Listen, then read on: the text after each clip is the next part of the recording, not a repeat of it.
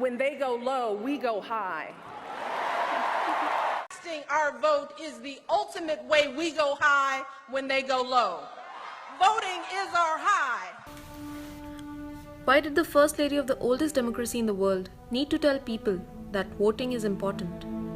Here we, the members of Group 11, present before you the analysis of elections 2016 and try to answer the most prevalent questions by our analysis, that is, does my vote matter? In this dashboard, we present you the comparison of county-wise elections for the year 2012 and 2016. Looking at both the maps, we can see that Republicans dominate during the elections. But as we know the results, the Democrats were the winner during the 2012 elections and the Republicans in 2016. Let's see how the US map looks state-wise after the elections. This is how the US map looks after the elections of 2012 and 16. We can see that the entire states are either painted red representing Republicans or are painted blue representing Democrats. Does it mean that the red states, there were no Democrat supporters and vice versa? No, it doesn't. Let's have a deeper look at one of the states, say Pennsylvania. In 2016, though it looks completely red, but there are people who casted their votes for the Democrats. The way the US elections work is on the basis of electoral college. The party which wins the maximum electoral votes takes all the electoral votes for that particular state. That is, basically the winner takes all system.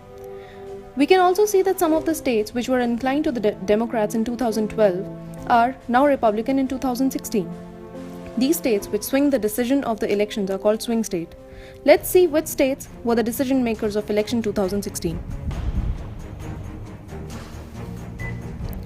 Here is the pattern followed by the swing states in the past 3 elections. As per the encoding, the states which are having the negative votes are the ones which are won by the Republicans, and the one with the positive votes are the ones which are won by Democrats.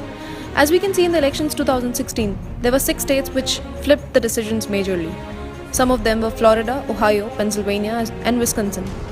Now the question comes, why did these states flip their decisions? Was campaigning one of the factors influencing the decision? Let's see. In this dashboard, we can see the impact of campaigning in swing states. Out of all the campaigning events, 2/3 of the events were focused only in 6 states.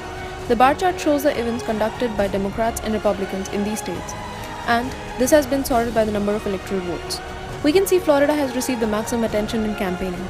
The heat map shows the winner of the elections in these particular states. So we can see the campaigning has been successful for Republicans overall, except for the states like Colorado and New Hampshire. Now let's see what are the demographics of the voters. Here we can see the Republicans receive major number of votes from the areas of low per capita income and low sex ratio. Coming to the next point. Now when the elections are over, let's see how the people are reacting to the decision. We did the text analysis on Twitter and looks like people are happy with the new president. With maximum sentiment as neutral, weak positive and strong positive. We can see the tweets like Trump, love, etc. are more compared to the negative tweets. However, we cannot ignore the bias here. That is, the tweets could have come from people who did not vote. We have seen the results as per the electoral college system, but in states like Nebraska and Maine, they follow the split vote system. That is, the winner gets 2 seats of the Senate and the respective houses won by them. So each party receives proportional votes. We tried doing this analysis on other states as well to see if the results would have varied or not. This would have been the distribution of seats if we followed the proportional method. Here, as per the current method in New York, Democrats received 29 seats, but by the current method, they would have lost 9 electoral votes. Similarly, for Pennsylvania, the Republicans would have lost 5 electoral votes. Let's see who would have been the winners with this method. Here we see the Republicans are still the clear winners, with a mean of electoral votes of Republicans greater than the mean of electoral votes received by Democrats. The total votes as per this method received by Democrats and Republicans would have been 299 and 236 respectively. The bar chart on the top shows the percent of people who voted, with the average percent of voters being 54.49%. At the bottom, we have the winner party in that state. We can see that the Republicans have majorly won in the states where the percentage of voting is below average, and Democrats won in the states where percentage of voting is above average. Now let's see if the people who did not vote could have made a difference. The bar chart on the top shows the percent of people who casted their vote and the party won in that state.